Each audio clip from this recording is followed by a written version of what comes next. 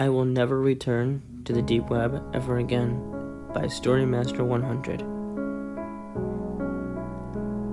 Have you ever gone to the deep web? It's really cool, but when you get in trouble, it's not cool. I've gotten in trouble before, like a normal kid, you know? All sorts of things, you know? Small pranks, teachers don't take it like it's a joke, things like that. But when you get in trouble with the deep web, or after you've gone to the deep web, then that's when crap hits the fan bad. Because this is how I got in trouble with the deep web. So a couple of weeks ago, I got on the deep web because I was bored and I needed something else to do. Something to spice up my internet browsing a little bit, just a little bit. So I searched up how to get to the deep web with YouTube videos, tutorials, things like that. And so I thought about it. Is this a good deal? I only want to browse after all. I don't want to buy drugs, guns, or things like that. Just want to look, just for fun. So then I did it. Then once my parents went out for a wedding anniversary, for someone's wedding anniversary that I clearly didn't want to go to, so they left for 4 hours. That obviously gave me enough time to go to the deep web to look at whatever I wanted to look at and be done. So I waited after when they were gone. I waited about 10 minutes just in case my parents needed to come back in to get things, just in case. And after those 10 minutes, that's when I did the tutorial. I used the video. I had the video on the side. Went to the browser, and I downloaded downloaded it from the website. So once I was connected, once I got the settings correct to mask my identity, to mask my IP address, things like that. Once I did everything that the guy turned on, all those settings and knobs, that's when I was free to go look at the deep web. I looked at all sorts of things. They have all sorts of things that you wouldn't be able to find very well on the regular web. Guns, drugs,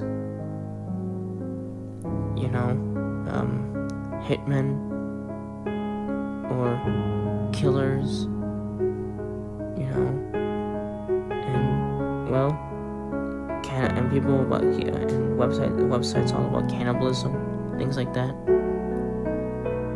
And I stumbled across a video that I shouldn't have, because when I say at the beginning I got in trouble, I mean I got in trouble with my brother. Because, mind you, I was living with my older brother at the time, and he was about 21, and I was 19, so I'm almost there. Again, yes, he was 21, and so I got to his place. So I went to his apartment and stayed there for a while. And once he found out I went on the deep web just to look at things, he was angry at me. He was scolding me like her mother, like her father, mainly. But you know, at least he was okay. He was happy that I didn't, buy anything. I wasn't that dumb, but, at least I was just browsing. But anyways, I came across a video, I came across videos before in the deep web, but nothing like this. I figured out it was a live feed.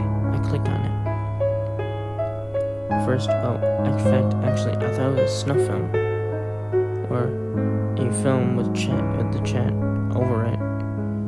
I thought the live feed was just over, and I thought it was just a video with the live chat. I thought the live chat wasn't clickable, but I tested just to be sure, and I clicked on the live chat, and once I realized, oh crap, it is a live feed, it is live, and what I found in the video is disturbing sometimes. Well, not disturbing, but it's regular disturbing, not enough to make you spit up your lunch, or dinner, or breakfast, nothing like that.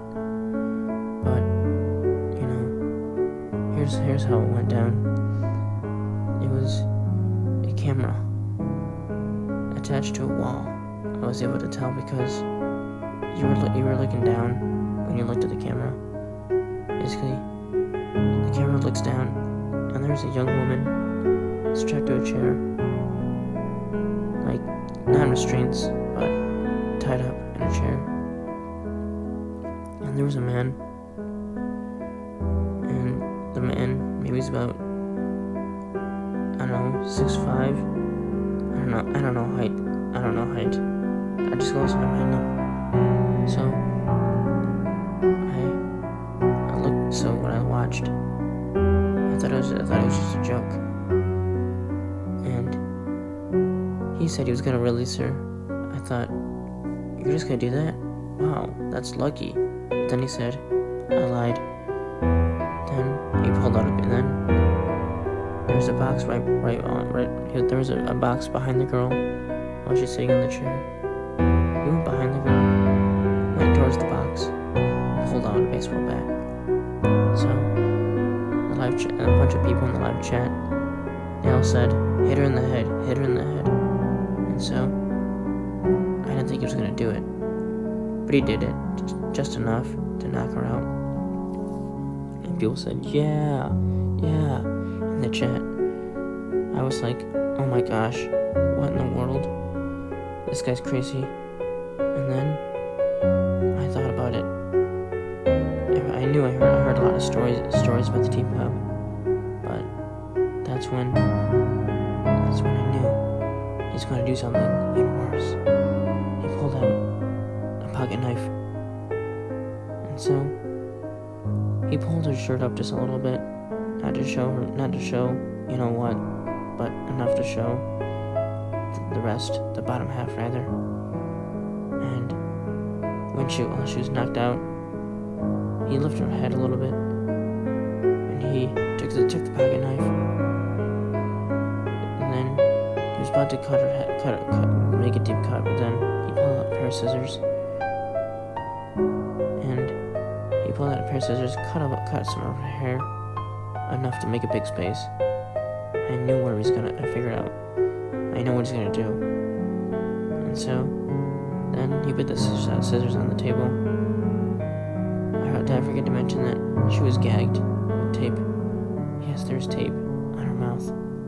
That's even worse than being gagged. And so, then he took the pocket knife again from the table, and then what he did next, lifted her head up again, and then people said, carve a smiley face. These 3 people said that, and he did it. He carved a smiley face into her forehead, and he carved at least 2 of them, one big, one small.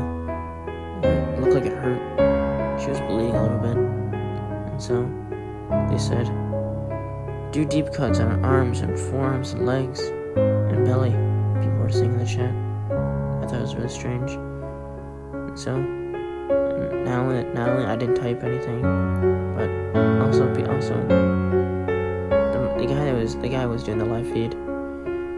He was able to type in the chat himself, and he said he wrote. And how do you ask? How could he type in the chat? Well, he went off camera, and I saw his icon on the screen and a message he wrote for me. Hey, buddy, aren't you typing? You scared or something? You scared I'm gonna hurt her? You should expect this when you got onto this live feed. You numbskull, he said. You wanna leave? Go right ahead. The X button is there, on the top right. So, I looked at the top right of the screen, or rather the video. I hit exit. It wouldn't exit. I kept on clicking. It wouldn't work. And then it typed again. I know you're trying to click out right about now. Don't bother using Control Alt Delete. That doesn't work either. Don't try to press escape either. And so I tried all that while he was typing all those things. I was too nervous to say anything. So again, I never bothered to type anything. So, well, after that, what happened next is he typed in, I know where you live. I know your address, I know where your mail comes from. I know everything. I just checked your IP. I realized, crap. I turned on every single safe setting except one.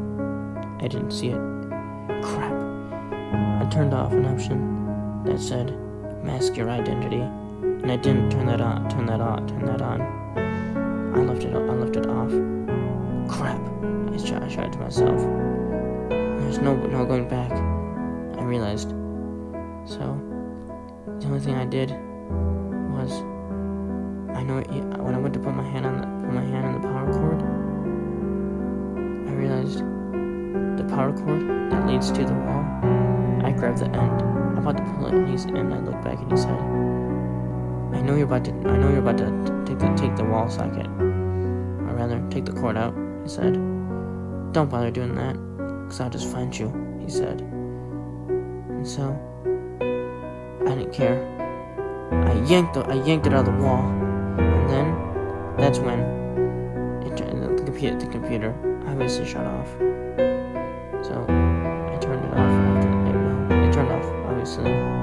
But I shut off because it was plugged in. Of course. During the whole thing, the computer was only 6% battery charge. I plugged it in earlier, so I could let it charge. But, that day, or that night when I went to bed at 10 o'clock, my usual time for me going to bed, that's when I got a call, phone call. I picked it up. I said, hello? They said, it's me on the live feed. I thought to myself, crap. Crap. I thought to myself, and he said, I know what you did. I'm not dumb. You should have typed something in the chat. You should have requested something. You should have.